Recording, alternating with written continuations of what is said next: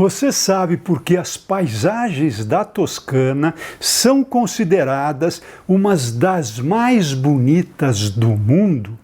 Vamos descobrir juntos aqui com a carona que nós vamos pegar com meu colega arquiteto Paulo Rodella, discutir as questões da paisagem antrópica, que é aquela feita pelo homem, versus, ou seja, em harmonia com a paisagem natural, que é aquela sem intervenção do homem. Mas será que lá especificamente essas paisagens são naturais? Vamos conversar um pouquinho sobre isso?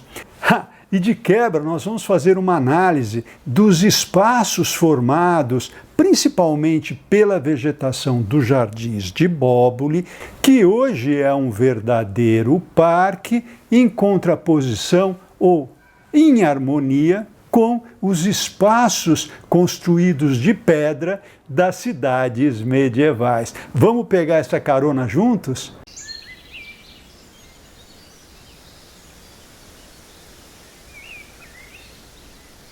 Olá pessoal, hoje eu estou aqui na casa do Paulo Rodella, que é um grande amigo. Eu conheci o Paulo em 1970, quando a gente entrou na FAUSP. Paulo é arquiteto, teve uma carreira muito bacana como arquiteto e agora ele está escrevendo. Aliás, um livro maravilhoso, né, Paulo? É um livro de memórias. Eu te contei, fala um pouquinho do seu livro. Então, o livro é o seguinte, eu pensei que eu tinha tanta coisa, tanta lembrança pela frente, que eu tinha que escrever isso daí antes que isso se perdesse. Então eu resolvi escrever as minhas memórias, o que é que me levou a ser o que eu sou hoje. As pessoas que interferiram na minha vida, enfim, que me fizeram e me moldaram. E agora o Paulo acabou de voltar da Itália, aliás ele fez uma viagem muito interessante com a esposa, que é a Iris, para Toscana, e eu achei interessante as fotos que ele mostrou para mim, e eu queria discutir com vocês um negócio que eu acho que é bem bacana, é um tema super importante, que é a relação entre a paisagem natural e a paisagem antrópica. A paisagem natural é aquela, obviamente, sem a intervenção do homem.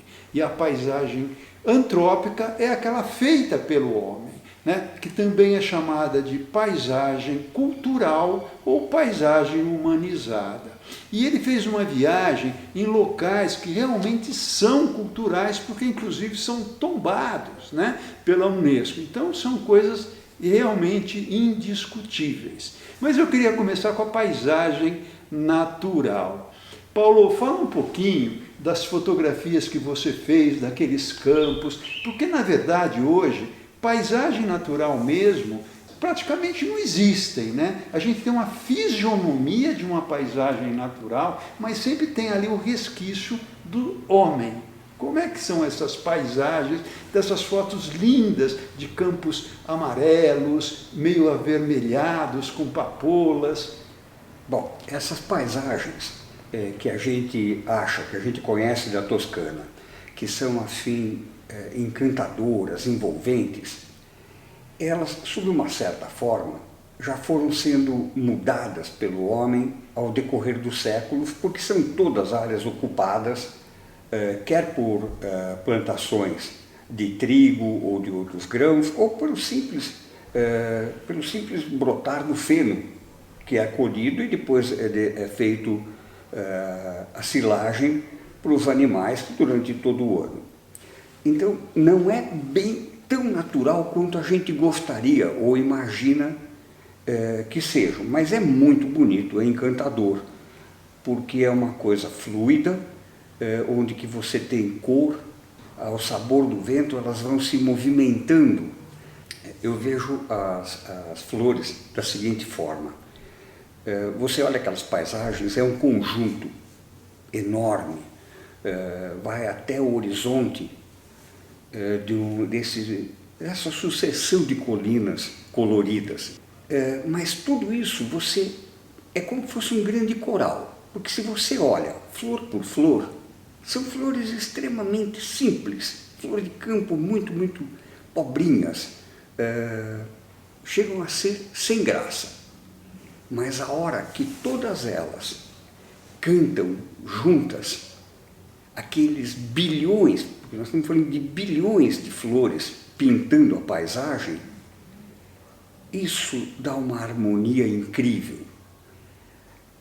Aí vem o vento e sacode elas para um lado e para o outro.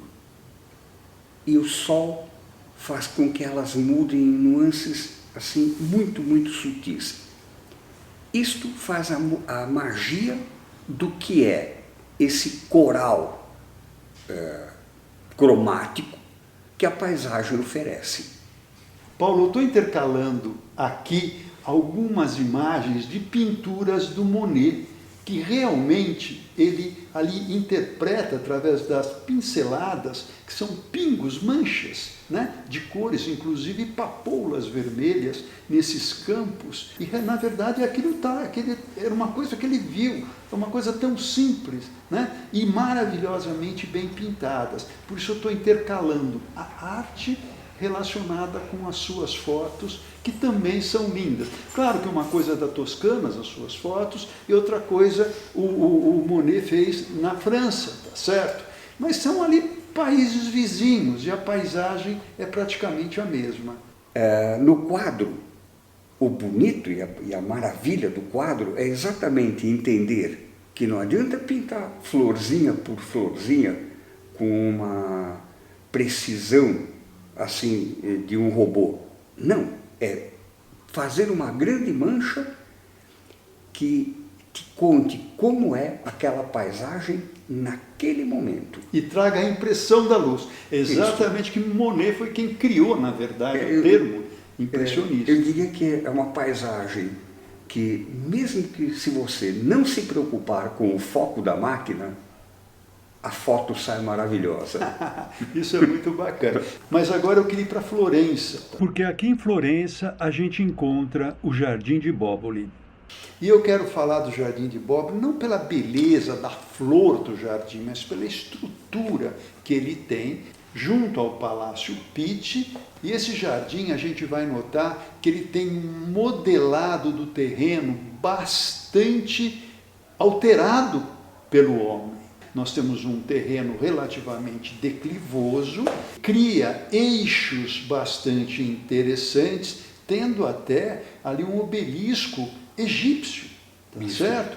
Cria uma espécie de arquibancadas para também acomodar o terreno, uma escadaria, que lá no fundo a gente tem a fonte de Netuno, né? Ou seja, uma fonte, uma escadaria, um elemento, tudo isso entra na composição para se conseguir aquela monumentalidade da paisagem.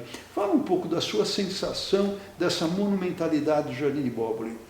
O Jardim de Bóboli, ele é impressionante exatamente pela sua monumentalidade. Ele é grande, é bonito. Não é, como seria de se esperar, um jardim cheio de cuidadozinhos de jardineiros, com flores arrumadinhas. Não, não.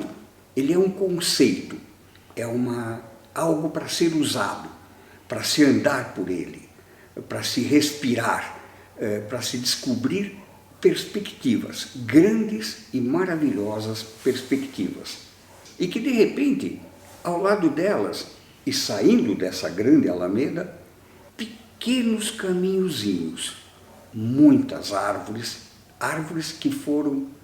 que quiseram colocar, não é que foi aproveitado de um bosque, aquilo foi feito pelo homem e para o homem. Mas tem um caráter mais naturalista, então eu queria chamar a atenção do Jardim de Bóboli exatamente por isso. Você tem uma grande monumentalidade, por um lado, bem marcada pela presença do homem, mas também você tem uns caminhos com uma fisionomia mais naturalista, tá certo?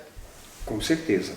Isso dá um vigor muito grande a todo o conjunto, atrai, torna tudo isso muito atraente e muito bonito, mesmo que faltem todas aquelas florezinhas que a gente sempre imagina quando se fala num jardim. Perfeito, Paulo, mas agora eu queria ir para a paisagem urbana, que é uma paisagem antrópica. O que me encanta também na paisagem urbana das cidades medievais é isso que você acabou de descrever do jardim de Bóboli, só que agora construído com pedras. Mas a gente está falando de espaço, e espaço é o vazio, e a forma do espaço. Então, assim como, por exemplo, você está numa ruazinha, cercado de árvores, praticamente você nem enxerga o céu, você está ali realmente envolto pela natureza, de repente, pá! Você chega naquele grande anfiteatro, depois você vê uma escadaria, depois você vê uma fonte, e lá de cima você vê toda a paisagem. Então, uma sucessão de espaços que ora se abrem, ora se fecham, ora são altos, ora são baixos. Isso acontece na cidade medieval. Você tem aquelas ruínas estreitas que praticamente você se perde e de repente, pá, uma praça grande. E nessa praça você encontra as pessoas, ali está o comércio, ali você vê, ali você é visto, enquanto que na ruazinha você encontra apenas uma pessoa, ora a luz vem lá de cima, ora você tem então paredões, ora você tem a luz que vem um pouquinho mais da frente, ora você passa por um verdadeiro túnel, você passa por arcadas e também as construções se ligam por cima, e isso é muito rico. Fala um pouquinho da sua percepção sobre esse percurso, esse caminhar, esse descobrir, essa surpresa. Porque isso eu aprendi com Frank Lloyd Wright dentro do seu próprio escritório, né? Que ele faz um lugar muito apertado para depois você chegar na grande sala. Então, no caminhar, tanto do paisagismo quanto da arquitetura, a surpresa é que traz a forte sensação de beleza. A sensação que eu tenho basicamente a seguinte: quando nós vemos em qualquer filme que trate da Idade Média, da história, só dá para ser filmado dentro de uma cidade murada, de um castelo. Porque daria um trabalho cão fazer um cenário. E lá, a iluminação, ela foi espontânea. Ela existe, como você falou, Benê. Você tem esse claro escuro, você passa embaixo de uma arcada, depois tem uma sequência de arcada, aí tem uma viela estreita, aí de repente abre numa imensa praça, aí volta, é tudo cheio de becos. Isso é de uma riqueza de espaço muito, muito grande. Isso é muito bonito. Isso é paisagem também. Claro. É paisagem de fora, de lá de longe, e de dentro para fora ela é igualmente rica. Porque se ela não tem nenhuma arvorezinha lá dentro, através de um beco de 2 arcos ou de um muro qualquer, você enxerga uma paisagem mais distante, você aproveita também o horizonte. Bacana, Paulo. Aliás, eu tenho um vídeo que fala sobre a paisagem da Praça de São Marco em Veneza, que a gente mostrava isso no primeiro ano da FAO para dizer que paisagismo não era só vegetação, tá certo? Era o trabalho do espaço. E acho que é um vídeo que eu recomendo aqui para que vocês deem uma olhada. Mas, Paulo, foi muito bom estar aqui com você. E eu espero que vocês tenham curtido esse vídeo, como foi muito gostoso bater esse papo. E eu gostaria que o Paulo se despedisse. Eu agradeço a oportunidade do Benê. Eu fico muito contente de poder contar minhas aventuras, de dividir com quem eu amo, com quem eu gosto. Tudo que de bom eu passo. Muito bom, gente. Eu vou terminando deixando aquele nosso costumeiro abraço para todos vocês.